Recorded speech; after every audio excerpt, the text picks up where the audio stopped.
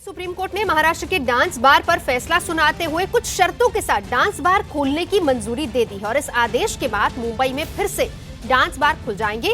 आदेश के मुताबिक रात 11:30 बजे तक ही डांस बार खुल सकेंगे। उसके साथ ही बार और डांस एरिया को अलग अलग रखने का आदेश दिया गया है। एहतेशाम हमारे साथ जुड़ चुके हैं। एहतेशाम, कोर्ट ने अपना फैसला सुनाते हुए क्या कुछ कहा, क्या क्या स्पेसिफिकेशंस रखी है इसमें?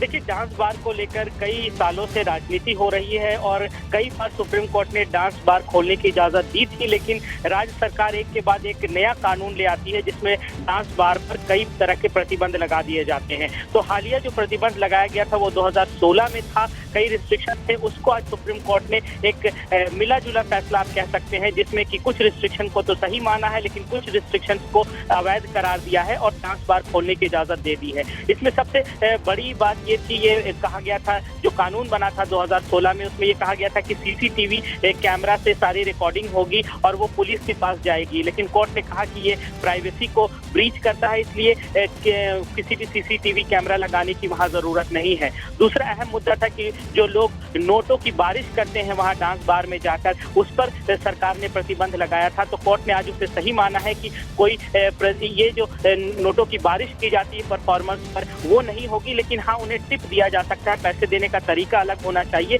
वो बारिश करने वाली चीज को मना कर दिया है। इसके साथ ही और भी कई रिस्ट्रिक्शंस हैं जिसको सही माना है, लेकिन कुछ चीजों में छूट दी गई है। कुल मिलाकर यह है कि अब डांस बार फिर से शुरू हो पाएंगे, लेकिन कुछ शर्तों के साथ। जी एहतेशाम रही है हमारे साथ। इसको लेकर वकील क्या कह रहे हैं, जरा वो सुन लेते हैं, फिर आती हूँ आपके पास।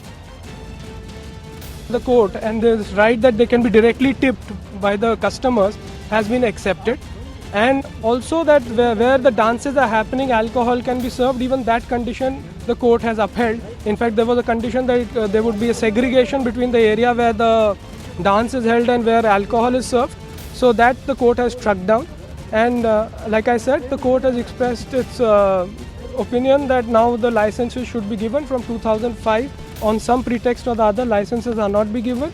So the court feels that now, with all these clarifications and some of the conditions which according to us were an indirect ban going away, now these bars can operate. So that's what has happened.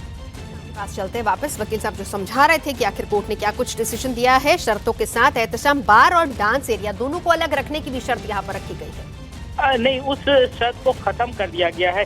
जो कानून आया था उसमें यह था कि एक 3 feet की दीवार होगी जहां परफॉर्मर्स अलग परफॉर्म करेंगे और कस्टमर्स अलग बैठेंगे। तो सुप्रीम कोर्ट ने उसे अनरीजनेबल मानते हुए उस रिस्ट्रिक्शन को, उस नियम को खत्म कर दिया है और कहा है कि ऐसा कोई सेग्रीगेशन या सेपरेट स्पेस होना परफॉर्मर्स का और कस्टमर का ये पॉसिबल नहीं है। तो उस रिस्ट्रिक्शन को खत्म कर दिया गया है। वहाँ पे डांस बार वालों को एक रिलीफ मिली है। इसके साथ ही एक रिस्ट्रिक्शन ये थी कि जो कानून बना था 2016 में, उसमें ये कहा गया था कि कोई भी डांस बार 1 किलोमीटर के दायरे में किसी रिलीजियस धार्मिक स्थान से या जो स्कूल हैं, कॉलेजेस हैं, उनके 1 किलोमीटर के दायरे में नहीं होनी चाहिए। लेकिन कोर्ट ने आज उस रिस्ट्रिक्शन को भी खत्म कर दिया और कहा कि मुंबई जैसी जगह है, वहाँ पे 1 किलोमीटर का फासले में बहुत छोटी जगह है और वहाँ पर 1 किलोमीटर का फासला रखना बहुत मुश्किल होगा, इसलिए उस रिस्ट्रिक्शन को खत्म कर दिया गया है। तो इस तरह की जो कड़ी शर्तें थी 2016 के कानून में जो राज्य सरकार लेकर आई थी, उसमें कुछ चीजों में बदलाव, कुछ चीजों को खत्म कर दिया गया है, लेकिन कुछ को सही मानते हुए कोर्ट ने आज डांस बार को फिर से मुंबई में शुरू करने के लिए एक हरी झंडी दे दी है। अब देखना यह है कि क्या राज्य सरकार इस पर किस तरह से अमल करती है या फिर दोबारा चैलेंज किया जाता है। नजरा बना रखिए। तो शुक्रिया फिलहाल पूरी जानकारी के लिए।